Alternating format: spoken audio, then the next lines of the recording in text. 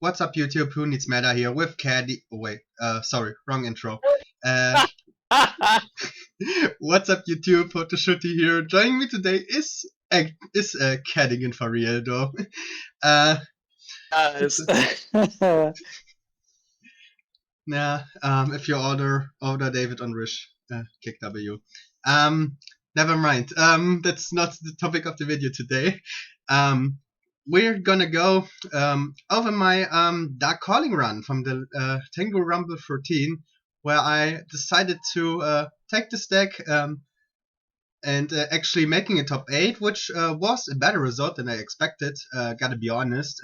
Deck was super fun though, and yeah, I didn't have the time to make something over the last couple of weeks, and I thought it makes sense if we just get the person that actually made the entire list, besides one card change, to get to do the video with me, and maybe look over my plays, because you have more experience with the decks, so you probably maybe you see more than me in that regard. Anyway, I can make this a learning experience, but I don't know, man. You have more toppings in Tengu format with this deck than I do, so I might have to pass the crown to you for Tengu. I'm gonna have to work on taking that back. maybe. I've played the deck for 2 tournaments. It's also fun fact. Also, is this deck has one of the most hilarious max rarity cards: Grand Neos and Ultimate, and the dual terminal preview Big Piece Golem. Got some goofy rarities. Yeah, that's for sure. Looks nice though. Anyway, I don't think there's much to talk about in regards of the deck build. Like, it's the same list, besides one change that we already covered at the September 2011 deck showcase, where you also were the guest. So you can check that out. Link is in the video description if you wanna take a look at the more in-depth guide for this deck. The only change. So let's talk about the only change that I made, which was adding Cloudian Poison Cloud for the Snowman Eater. So my main reasoning for it was that it does similar things than Snowman Eater, a bit worse though, but it actually is a level 3 fiend, so you can summon it out of Tour Guide. And the card performed really good. It's also a water monster, like Snowman Eater. And there were a lot of situations where my opponent started with a Thunder King, and I just went with Tour Guide, summoned this thing, and just crashed into it. So that was hilarious. Yeah, that works. Take 1900, but you solve their T-King problem, so kind of nice. Yeah, never thought it would be much of an issue for this deck, but I could see it having more of like the hero problem, where you need to set up the first couple of turns, and Thunder King puts a stop on that. Exactly right. Yeah, Thunder King really only stops your either tour guide or like your searching parts of things, but it typically doesn't hurt your mid game too much. Did you ever have to dark calling with the poison cloud? Never. I think Miracle. The majority of my uses for Poison Cloud was Miracle Fusion for F-Zero, which Nice. Yeah, which is a way better use of it. I think the worst dark calling I did in the tournament was a tour guide from the underworld as a feed monster. Yeah. But it was like for a lethal line where I was missing 1800 damage, and then I couldn't finish the game because I got orange lighted or something, but I won anyway. By the way, most hilarious Thunder King out was top deck Big Piece Golem. That one is the Rocky Boy did good, even Heck if I yeah. drew it. Best boy. Big Piece is definitely best boy in the deck. That's for sure. Do you have anything you would change in the main deck, or have what do you think could be something to improve the deck?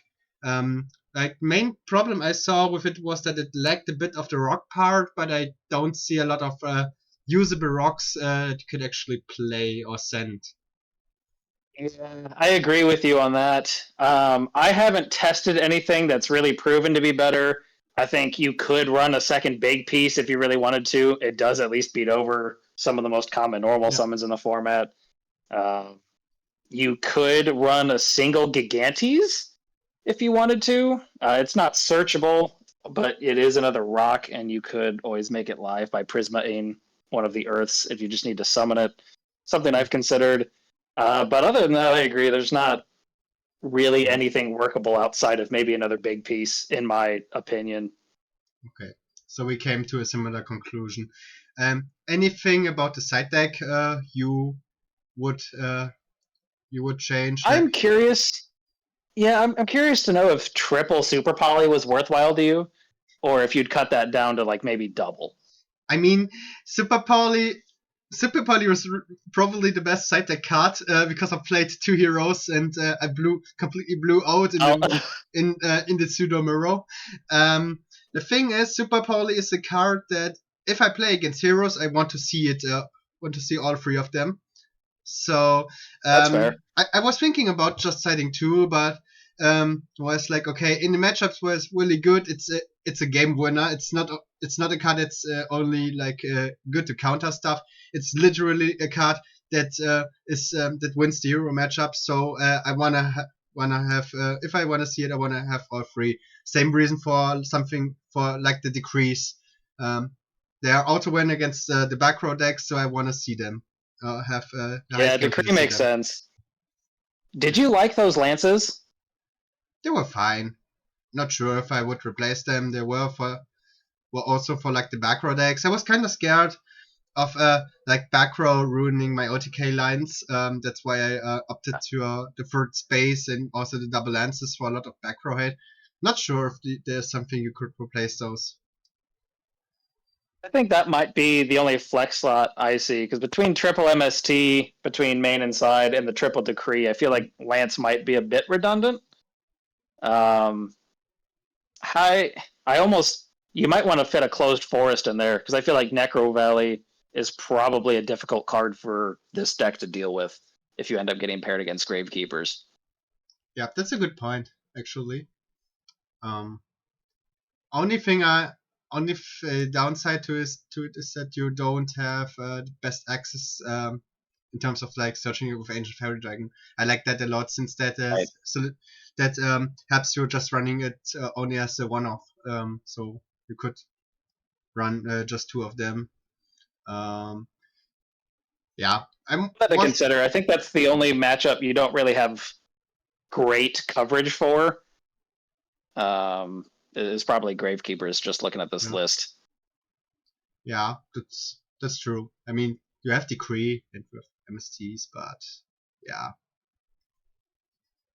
could be like To be considered, I don't really have a lot of experience against that deck myself, so I'm just kind of spitballing. yeah. I mean, I didn't play against it, so I was lucky. Um, Right. going to the extra deck. The thing is, I was I was on the let's just kick sandwich out of the extra deck the entire tournament until the last 3 games, where ascending a dark monster actually came up. So Uh, I can't say every ascending every card in this extra deck came up. Like I'm not a big in theory, I'm not a big fan of just running a bunch of cards that you don't summon, but they all made sense in that regard. So I sometimes miss going into a rank 4. yeah, that's. I agree. Sometimes you really do want a rank 4 just because you can make them. Hmm, I don't know, maybe one out hmm, of every 10 games. yeah, so Um, yeah, good. yeah, looking at your list, I think Sandwich probably would be the flex slot. But like you said, especially with BLS, like sometimes sending the Sangan for having a dark is like actually important. Yeah, it's like a game winning. It's game winning, and it's also like the more high rolly approach, which I think is correct for this deck. This deck is super high rolly. Um, so yeah, maybe you take the games where you can't make a 4 because your main game plan is to go for like a rank for those big fusion plays. In that line of thought, one main deck inclusion that I've thought about but haven't actually like gotten any results with yet is just one of Honest, considering you're on triple Prisma and you're often going into Shining, and sometimes you get that sweet payoff with BLS. It's not always going to be the most consistent.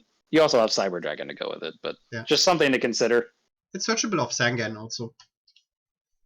Also that. If you want to include it, that's what came to my mind. Yeah, so really interesting deck. We have a couple.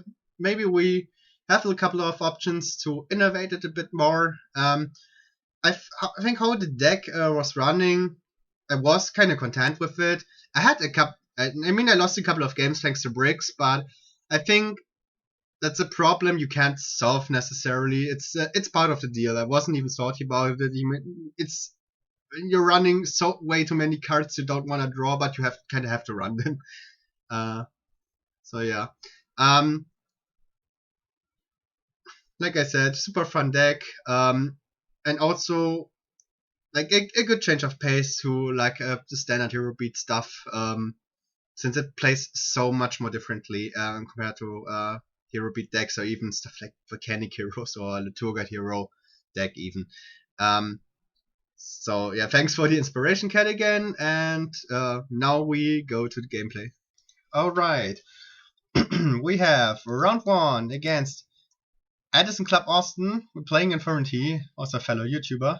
You can also check him out in the description. we go second, Cadigan. You love to see it against Infernity. Yeah. The combo. But what do you think about our starting hand with Tour Guide, Dark Calling, and Return? It's a little rough. I mean, you can at least Tour Guide for Sangan here to search the Grand Mole, but that technically makes Dark Calling live, but not really productively. So you have options, but this is a bit of a slow hand. Yeah, we will see. He draws Inferno, Mirage, Necromancer 1-for-1, and Call. So I think he has quite a lot of gas. He needs to set up one turn, but he has gas. That hand is going places. Yeah. So I think that's a good draw. Now that helps. Yeah. Yeah, that is a good draw. So yeah, we go for Eco. I'm curious if you just go. Do you go straight for Stratos or Prisma? Okay, yeah. I was gonna say I think I personally would go straight Prisma. Yeah, for sure. Like I have Return and Dark Calling in hand. I want to set up for OTK next turn. I don't know he's going to completely combo me next turn. Spoilers. I don't see. I don't see much upsides in going for delaying myself a turn with a Tour Guide also in hand by going Stratos and going to Prisma. I have multiple enormous sums. Also, Reborn on the Prisma potentially could also give me the second part for the Dark Calling, and then we can go for Dark Gaia, flip Return, and attack for lots of damage. Yeah, this is one of those. So if you know what you're playing against here, this is one of those situations where you could even do like Prisma into Malicious and then Reborn it, because that deck has a hard time comboing over anything bigger than 25 in this format. Okay. Actually, no, this is the Synchro version, isn't it? Never mind. That's the Synchro version. Just everything I just said. Can just go into 100 Eyes and yeah, just kidding. Never mind. So it was correct not to commit Reborn here. Yeah, I think so. All right. So he takes 1600. We don't have kill pressure here. We're gonna fast forward. We set MST and Return, and he flips Inferno. So I thought, okay, I'm probably screwed here. And he sends like the entire grave setup. So I'm gonna fast forward. I'm gonna fast forward his Infernity combo here a bit. Goes for barrier. Cue the circus music. 100 Eyes. Searches Launcher. Classic Infernity stuff. Yeah. We're waiting, of course, for him to set the launcher so we can, I missed space this one. Goes for another. It's nice that you at least have the space for it. What do you mean? I just meant it was somewhat lucky that you had the space for the launcher. Yeah, Although maybe that's it true. didn't end up mattering. I don't think it matters. Like, he has another 100 ice. He also has a call set, which I also would be a nice target for the MST. So he goes for the Doom Dragon, kills my guy, and he doesn't go for call. That's interesting. He doesn't go for call. I mean, I can't play through double barrier here, but he doesn't use the call and then extend a bit more. Not sure if he could have. He also did like kind of like a standard Infinity combo without going for Leviera, so I'm not sure if he's aware of that combo. I think he actually had it with since you don't only need one Mirage to start it. So I think, I mean, we should be analyzing my gameplay, but I think he could have played that combo actually a bit better. Yeah. So I forgot about that synchro on the field right there. Because I was like, oh, yeah, you could have just made a Dark Gaia big enough that he couldn't have done anything about it. Nope, you can just pop it. no, yeah, that's true. So we go for Rhoda, and then now I go for Stratos here. Go for the effect. I'm not sure. I'm basically trying to bait stuff out here, since I know he has double Yeah, have a barrier. better choice. Maybe I could have Rebound Prisma first and then go for the Stratos and try to snipe something.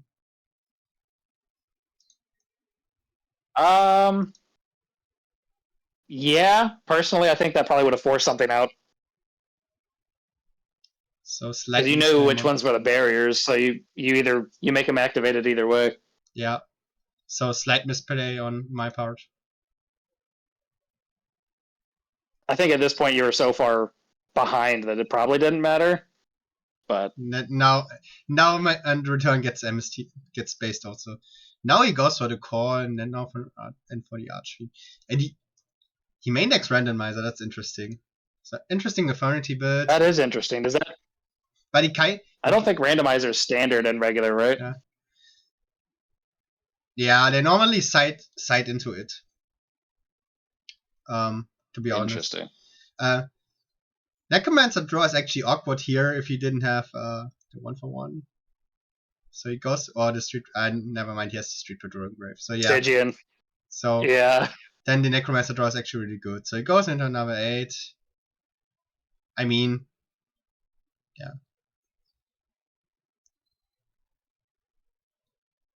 Also, Austin, if you're watching, you could have ended actually on 3 barrier here, or 2 barrier, 1 break.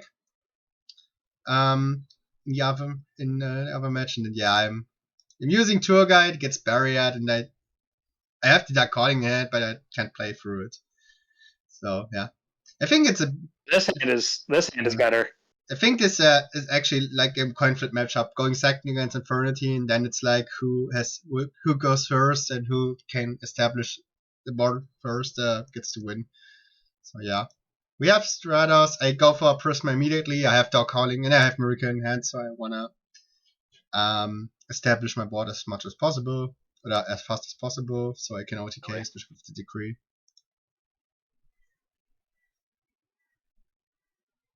Yeah, I was gonna say here. Yeah, you could send a lot of things and it makes sense. Oh man, that decree is juicy here. Yeah, he has Offerings to the Doomed though, which is a good card against Sided Decree since it's like a form of interruption. So we end phase flip Decree. We're drawing a couple of monsters though, but I think that's fine. So Check up here is actually pretty neat. I go for Prisma effects? So I probably send Malach, yeah. Yeah. Then go for I go for Prisma now? I go for another Prisma. What do I send here? I think I've sent. Yeah, I think with Decree up that's fine. Ocean. Yeah. Also sending the Ocean here.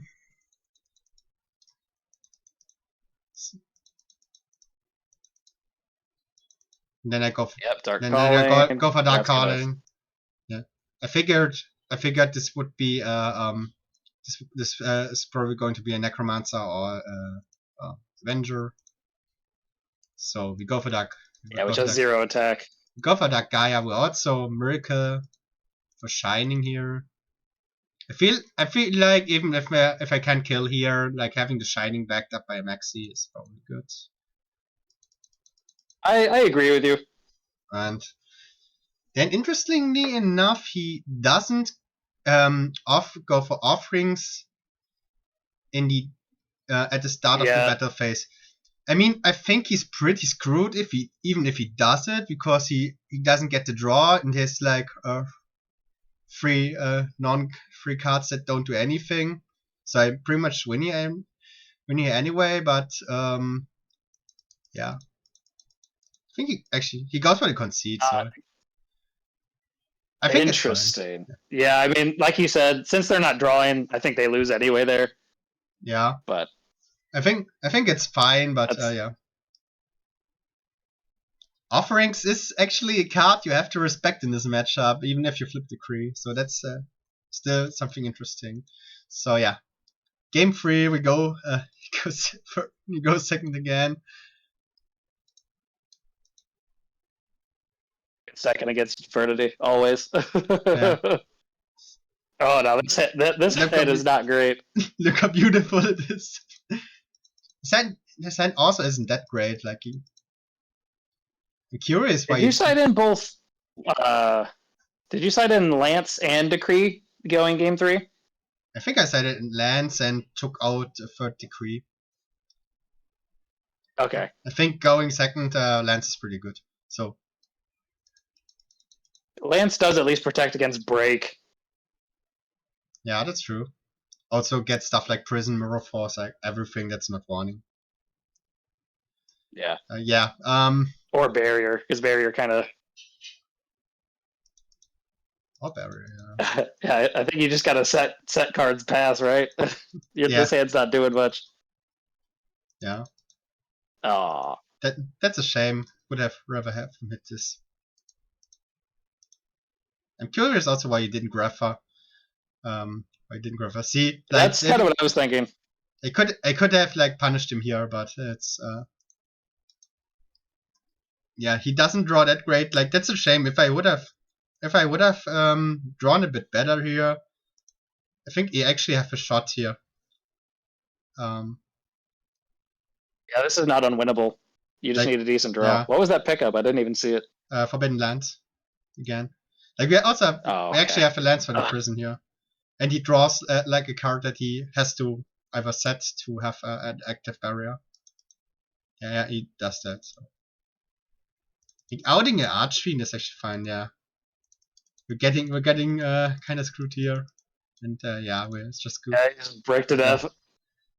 So yeah, kind of a sad game 3. So we lose round 1 against Vernity. So not a great start. Yeah, bit of a coin flip matchup. Not sure if you have a lot of experience with that. I'm glad you came in with experience with Infernities, because I don't have all their flowcharts down. I mean, you definitely just lost to your own deck game 3. There's not much you could have done there. Yeah. And game 1, yeah, I don't think there was anything you could have done differently there either. In game 2, I think you played great. So no, I think for what the cards that you had, I think you played well. Yeah, I don't know. Maybe you could talk about your siding ratios for MST, Decree, and Lance going into game 2 and 3. But other than that, that's kind of matchup specific.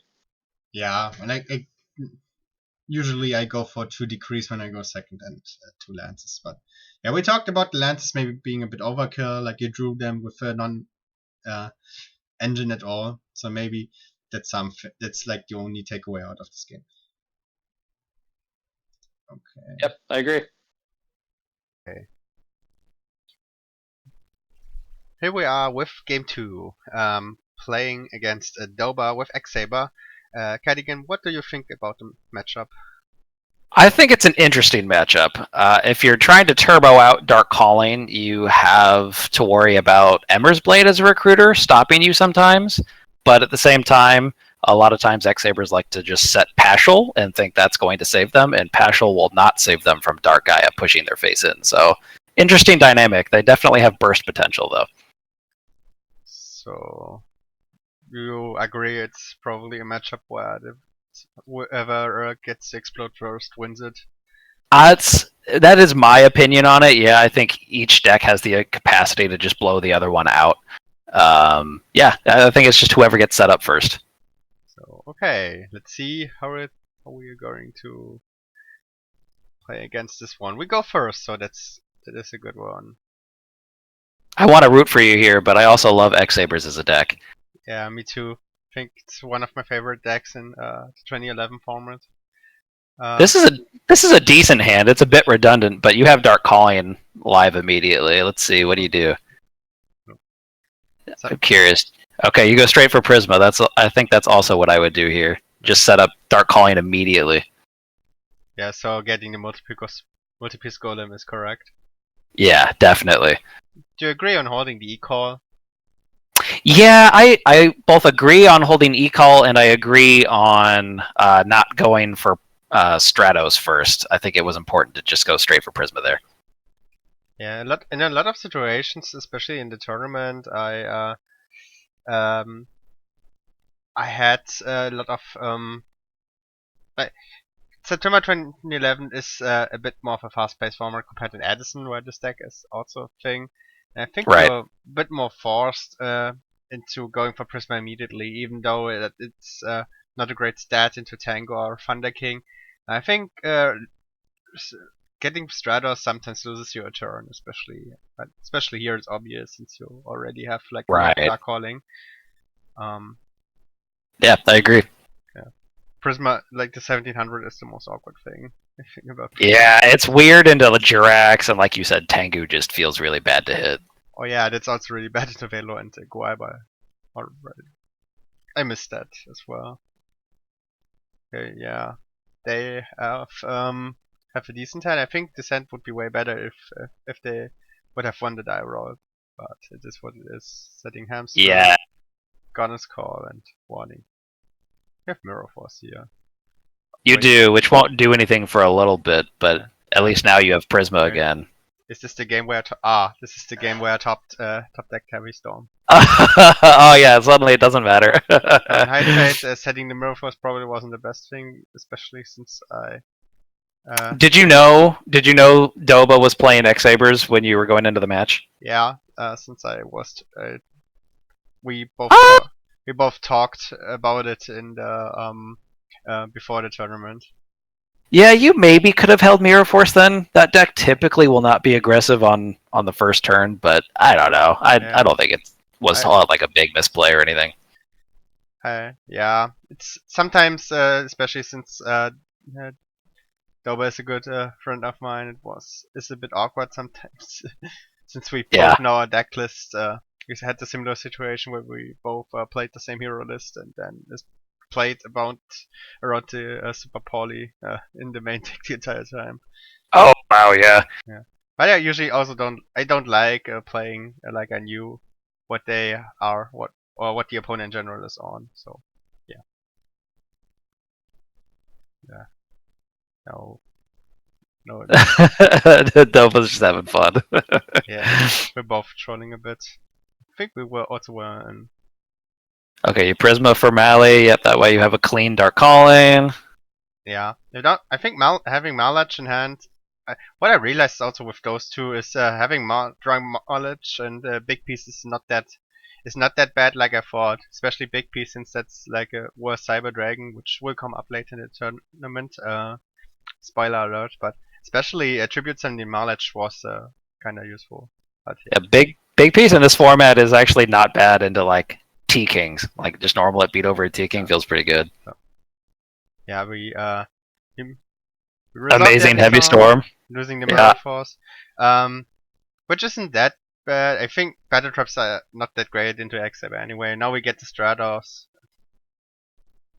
Have Prisma as a follow up. Go for Dark Calling. I had the read here on like either a Dark Soul or a Pashu or a Hamster. I mean, if it was Dark Soul, you would have just won this turn, which would have been crazy. Yeah, I think I had to read on Dark Soul, but I was like, okay, and it's Hamster, it's also fine. X-Saber needs at least 2 cards to do anything. Right. And I think Emma's Blade here was the only punish. I would agree with that. Yeah.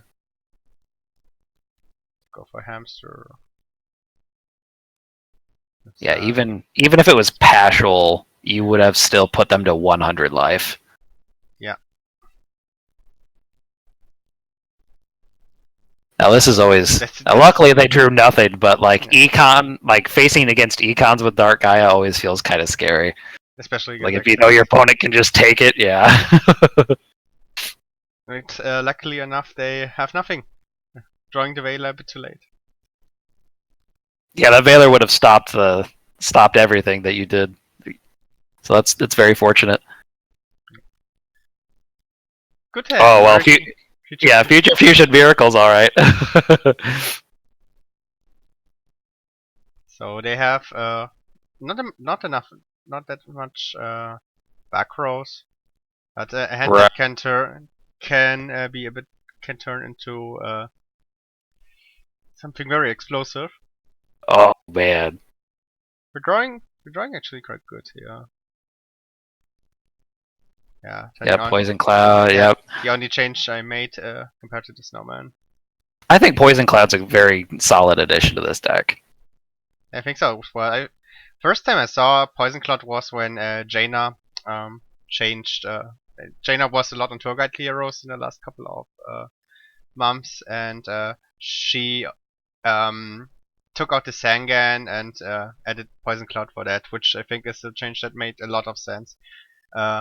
Especially since Sangan isn't that great in this deck. Which you can't say about this deck here though.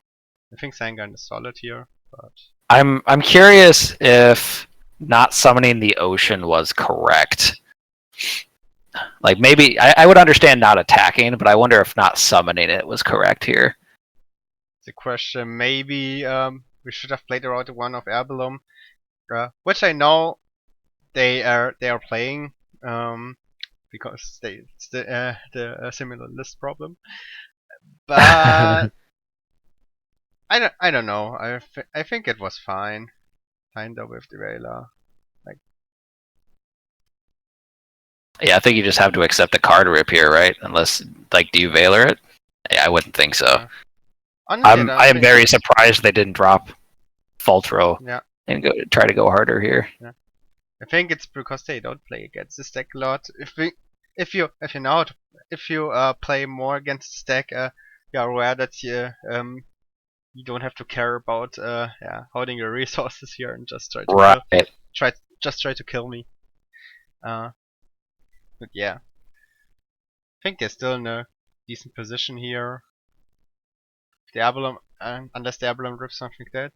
So yeah, jokes on you. I didn't normally summon it because I knew it would have got ripped by Abalone. You knew RNG would rip the ocean. Yeah, first that's incredible. Alright, we draw into space. This is probably like a decent miracle situation. Is that what you go with? Yeah. I can't remember, but yeah, probably, obviously. Banishing. Yeah, I was gonna say. I'm surprised you banished the. Yeah. I would agree with that pick. Yeah. Yeah, I realized I screwed up halfway.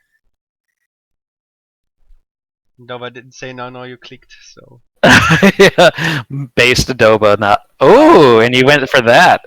I don't think that's wrong. Yeah.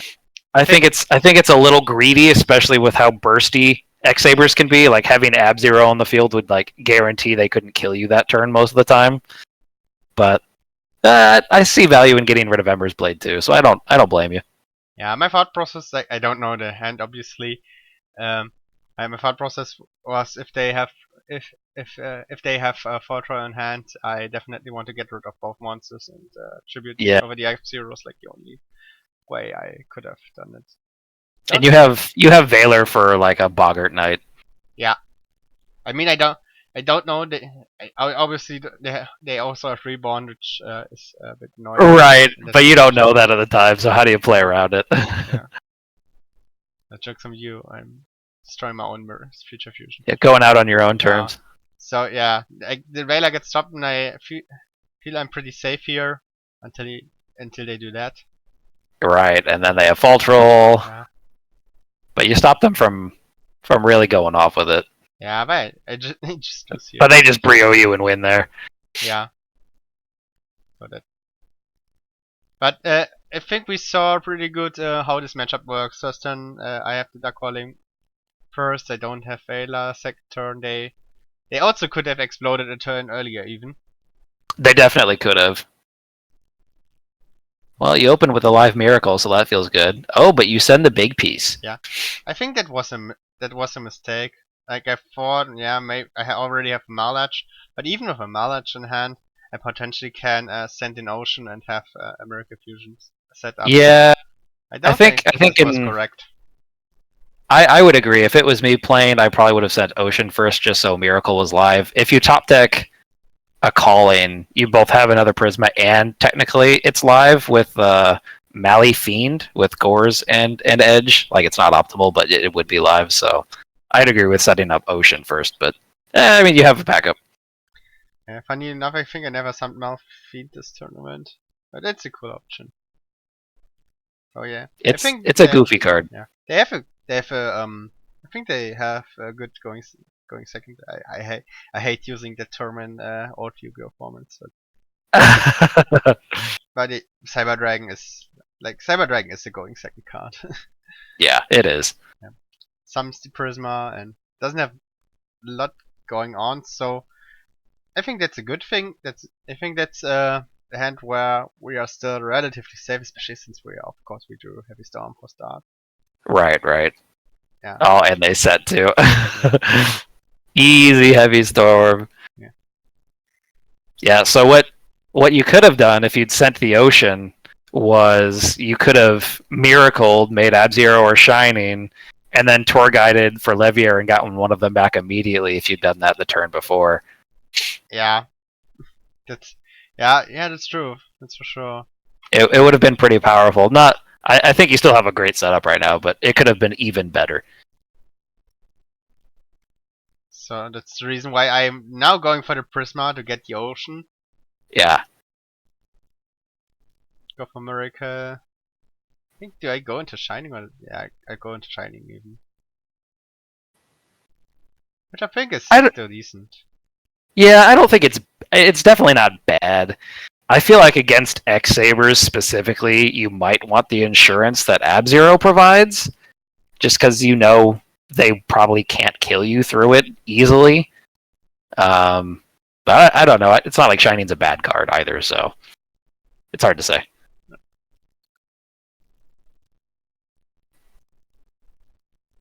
No, I'm not attacking. I think my process behind this was if it's an MS blade, I can get punished by that. You know, I'm with you there. I'm weird on when I do and don't attack into it, so I don't blame you for it. I mean, going for the Dark Gaia was obviously the play, but I don't think we're gaining much here out of the attack. Especially even if we're attacking to our hamster, it's even worse. Right. I think that was correct. Yeah, because you already saw hamster, so I agree with you. I don't think it was worth the risk. Oh. They have a Bogart. They don't go. Catastor. Yeah. Was that one of the games where I could have Side Rod? Oh yeah. This is definitely one of the games you could have Cyber Dragon. Yeah, those are things I kinda miss since I don't play this deck a lot. Yeah, so for anyone who's not already familiar, here you can just Prisma reveal Chimera Tech, send Cyber Dragon, and then contact Fuse with their Catastor. Ooh, but we also draw into Dark Calling again. Yeah. Yeah. We will see what I do with the Prisma. Yeah, I'm curious how you plan to get around the Catastor without the Cyber Dragon play. I'm asking myself that as well. Oh, but just not. You just don't. That's fair. Yeah. Yeah, that was. I think that was a bad screw up. But well, let's see if it costs you. I think I can remember doing it in the later tournaments. So they go for. Now they're going to. Do they go Urbellum here? Yeah, I think Urbellum would be pretty punishing. They have to go. They have to go for Urbellum. Yeah, because we don't have Souza yet. Yeah. That's gonna hurt. Some. Oh wow, and they have book.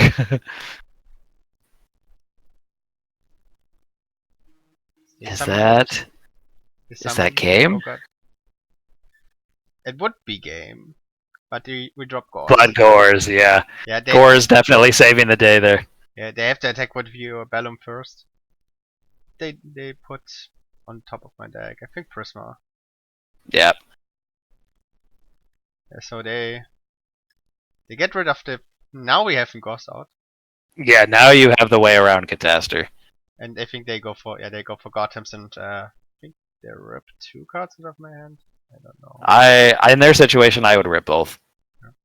So this. Okay. Yeah, you don't mind that. You just want Dark Calling to stick around. That's it.